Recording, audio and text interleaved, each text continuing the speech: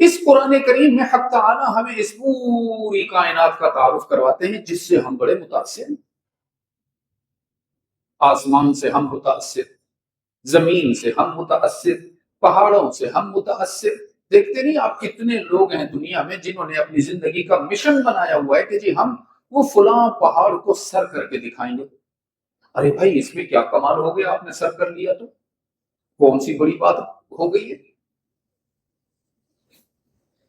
جس دنیا سے ہم اس قدر متاثر ہیں کہ اس کا پیچھا کرتے کرتے اللہ کی طرف جانے والے راستے کو فراموش کر بیٹھے ہیں، اس دنیا کا تعارف اللہ نے قرآن میں ہمیں کروا رکھا۔ اور وہ کیا تعارف ہے؟ وہ تعارف یہ ہے کہ میں نے تمہیں دنیا کے لیے نہیں بنایا، دنیا کو تمہارے لیے بنایا۔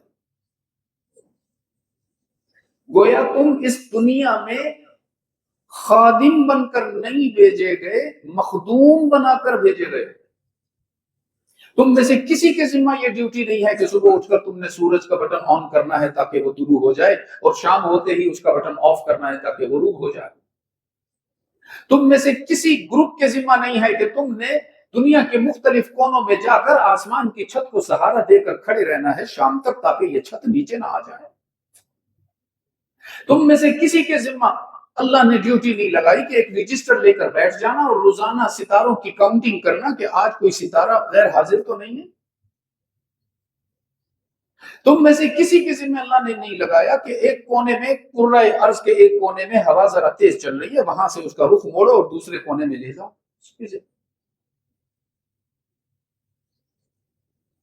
انسان کے ذمے کائنات کی خدمت نہیں ہے، کائنات کے ذمے انسان کی خدمت ہے۔ اب آپ دیکھیے قرآن کریم میں جا بجا اللہ نے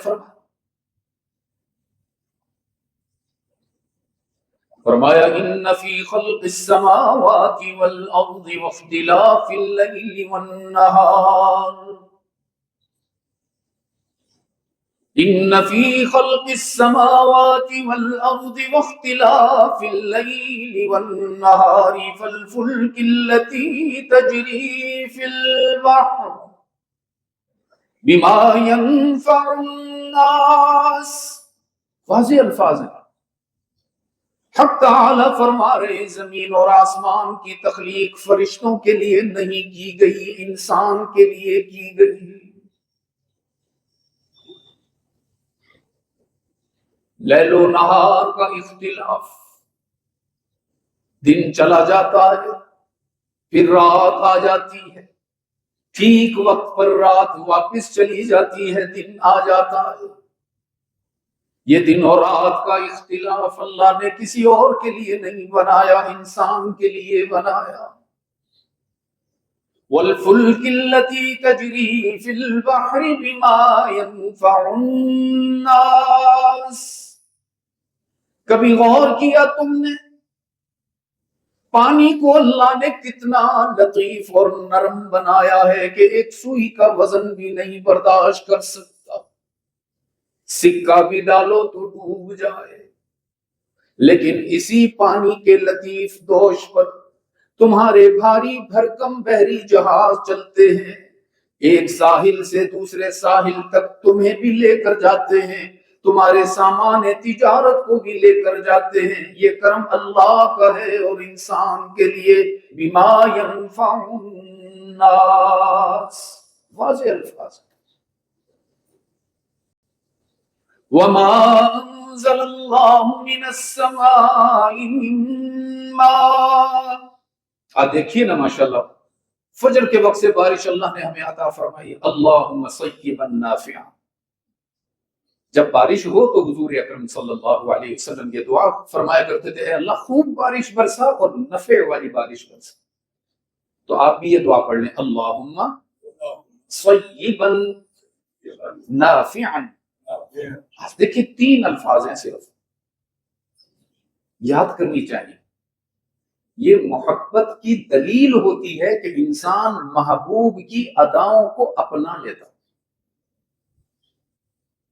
یہ محبت آپ دیکھتے ہیں ہمارے کتنے بچے وہ خاص قسم کے بال رکھتے ہیں، خاص قسم کے کپڑے پہنتے ہیں، خاص قسم کا حلیہ بناتے ہیں. کیوں جی؟ وہ فلاں ہیرو ہمارا ایسا ہے تو ہم اس کو فالو کریں. محبت اتباع پر لاتی ہے.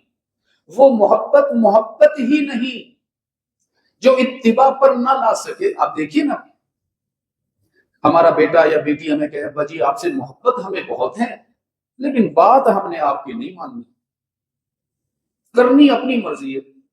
والد کہے بیٹا ذرا پانی پلا دو، ابا جی مصروف بہت ہوں، ذرا آپ خود اٹھ کر پی لیجئے. اس محبت کو ایک عام سا باپ بھی تسلیم نہیں کرتا تو نام نہاد محبت کو اللہ بھی تسلیم نہیں کرتے.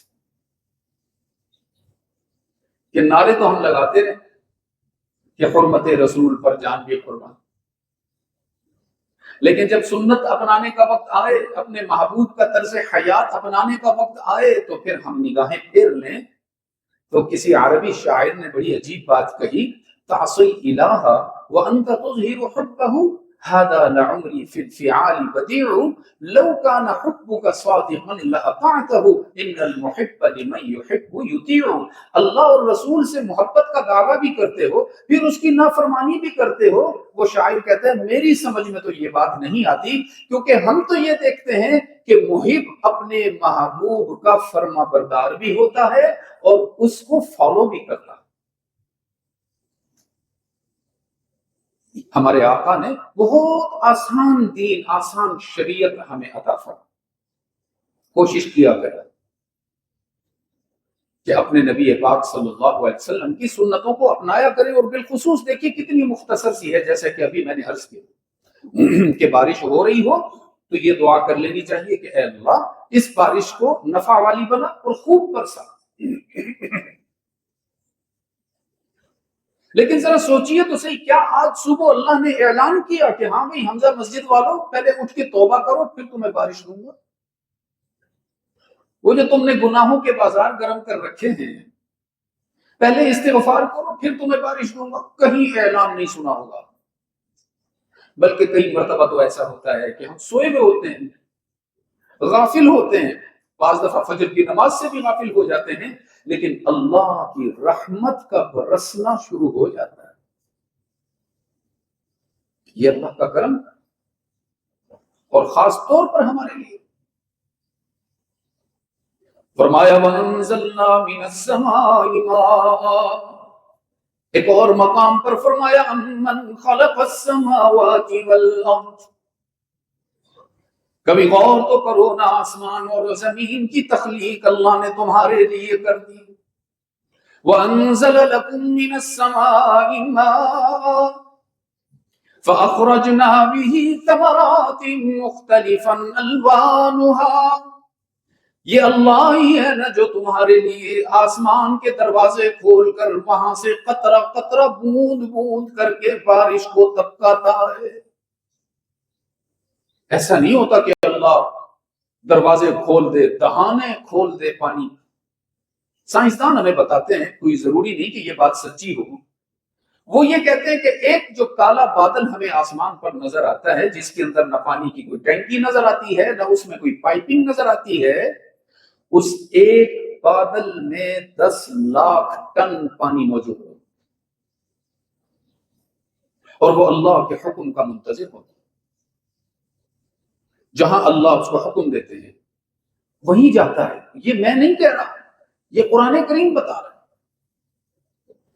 فرمایا أَلَمْ تَرَ أَنَّ اللَّهَ يُزْجِي سَحَابًا ثُمَّ يُؤَلِّفُ بَيْنَهُ ثُمَّ يَجْعَلُهُ رُكَامًا فَتَرَى الْوَدْقَ يَخْرُجُ مِنْ خِلَالِهِ وَيُنَزِّلُ مِنَ السَّمَاءِ مِنْ جِبَالٍ فِيهَا مِنْ بَرَدٍ فَيُصِيبُ بِهِ مَنْ يَشَاءُ وَيَصْرِفُهُ عَنْ مَنْ يَشَاءُ يَكَادُ سَنَا بَرْقِهِ يَذْهَبُ بِالْأَبْصَارِ.